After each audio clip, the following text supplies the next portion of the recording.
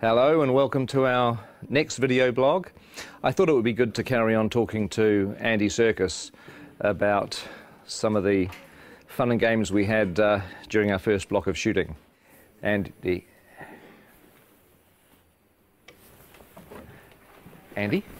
Where is he?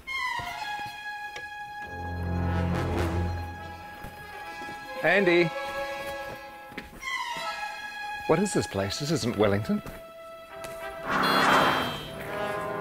Where am I? Isn't this where James Bond crashed his Aston Martin in 1964?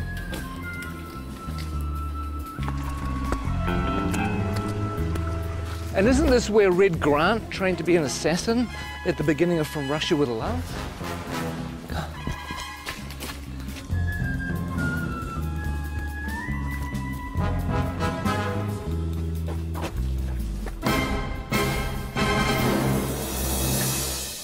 You know what? I think we should just run the blog anyway.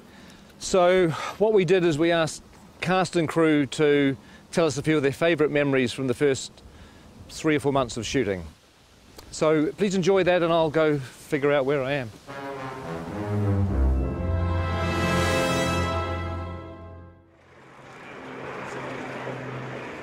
What are the things that stand out for you the most from the first block?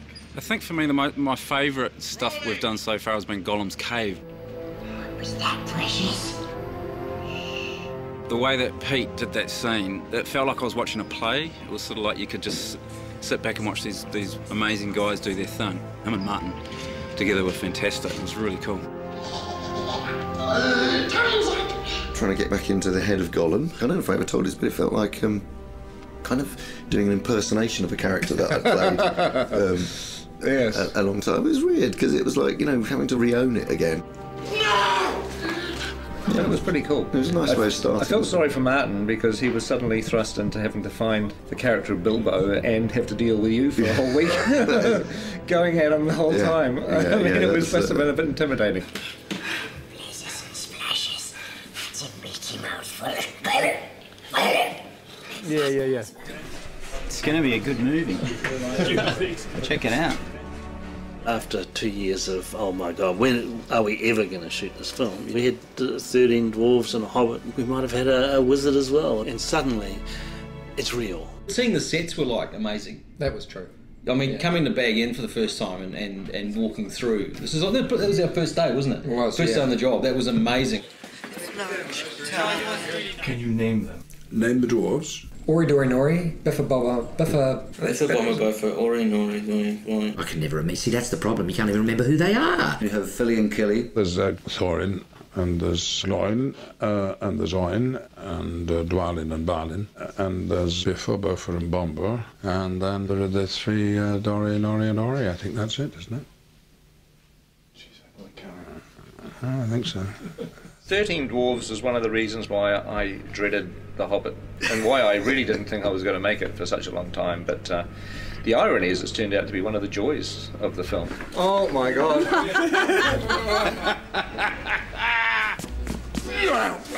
What a challenge. I mean, 13 heroes, or 14 with Bilbo.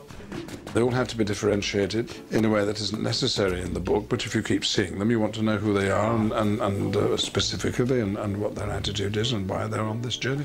We need to move now! Come on! Some of the best memories were getting the dwarves ready. Everybody has helped these actors kind of find their way through lots of rubber and lots of hair.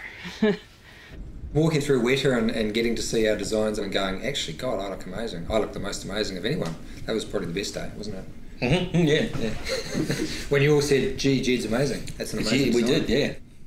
Some of them actually looked pretty bad before they got into the prosthetic. Some of them, in fact, for some of them, a prosthetic is making them look better, to tell you the truth, which says something. Mark Hadlow, for example, springs to mind. I have this lovely bit down here, and then this moustache that comes up here. I look stunning. Actually, look, I should be in centrefold.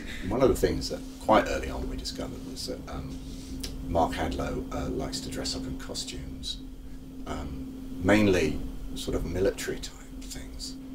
And the really weird thing about his sailor outfits is that below the waist, nothing. But again, you know, he's a nice bloke though. A little bit of cap. A little bit of cap. One of them doesn't have to wear a beard. Yeah, well, we're all very, very jealous of that. Actually, he is the Aidan Turner. He's the sexy dwarf. I don't even think he's got a beard, actually. Mainly because he's not old enough to grow one. He's the hot one, I suppose, if you like that kind of thing. But if you like knitted cardigans and knitted mittens, then I'm your fella. If there was a boy band in Middle Earth, he would be the leader Williams. of the Robbie Williams of the dwarf world. Whereas you'd be roadie, I think. Yeah, the roadie. Bond would be a roadie.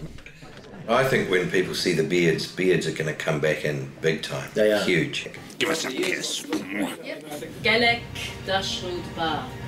Gelek Dashwood Bar. We've all learnt a bit of the dwarf language, Cosdor, so we all have a kind of selection of words to fall back on, curses and battle cries. I mean, we speak Dwarvish to each other most of the time when we're on set. Okay, here goes. And Peter can guess what it is, and then I'll tell people. Caused Belcour. Caused Belcour. Caused Belcour. Peter? It means mighty dwarf.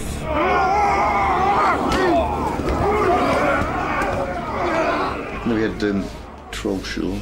Well, you got to do all the fun stuff in Trollshaw. Yeah, we did.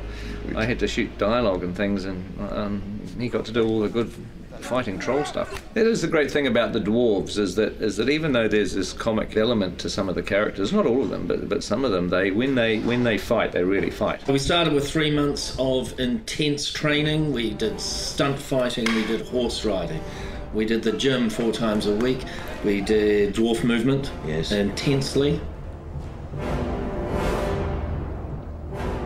They were trying to get us to a point where they could actually kill us and bring us back from the dead, kill us, bring us back from the dead, all the CPR and stuff like that, because that's what it'll be like on set.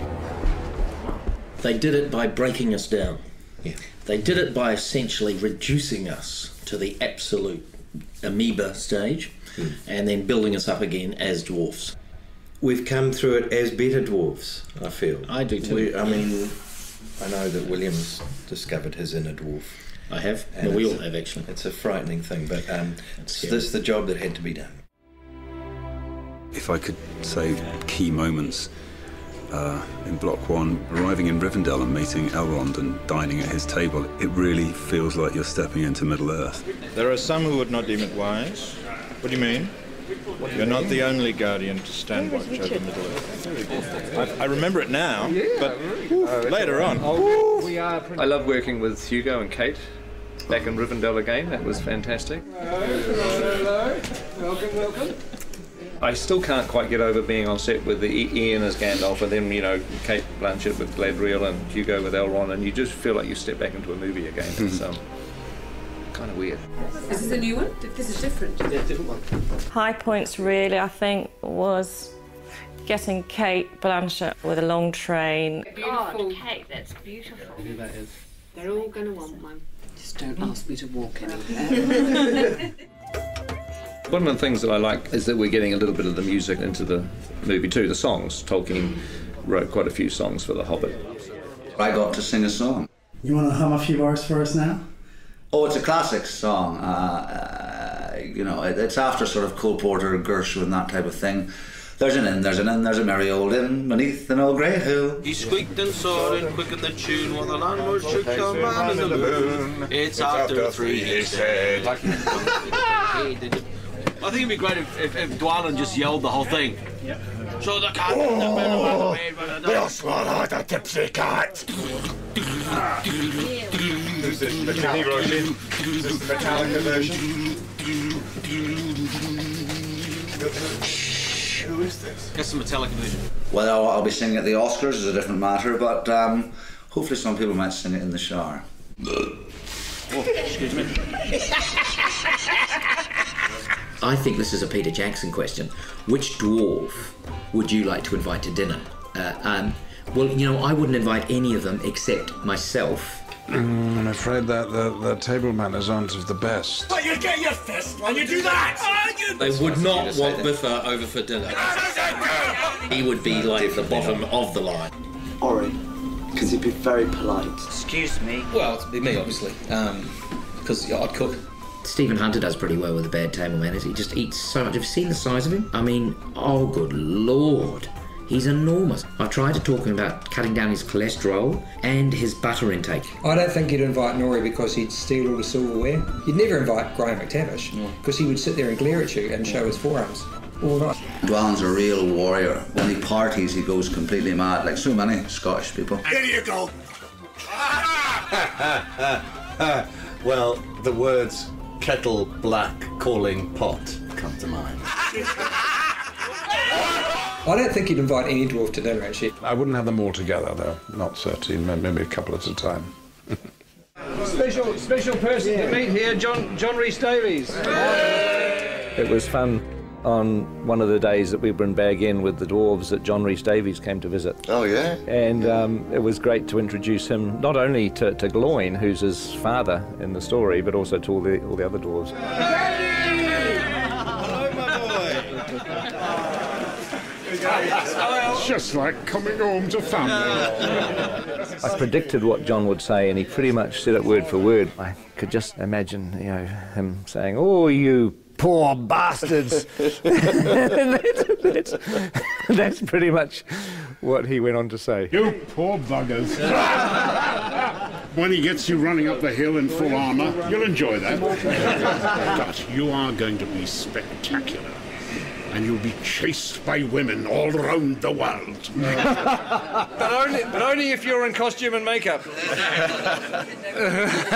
Okay. All right. We've been here since January the 13th. So what is that, 5 months? And we haven't even scratched the surface. Who are you doubling, Pete? Hey, I'm doubling Stanley Kubrick. One of the biggest moments was when we all put our gear on and we all stood together, sort of looking around at each other into the characters' faces. To stand in a circle and look at the guys that were going on the quest, I got a real tingle up my spine. Lovely, thank you, that's terrific. I think we can check the gate on that.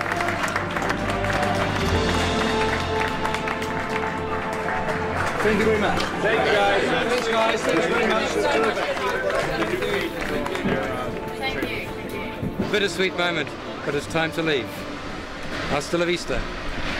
Then driving off. I'm waiting for somebody, sorry. It could have been you. I know. Just go. Oh, really?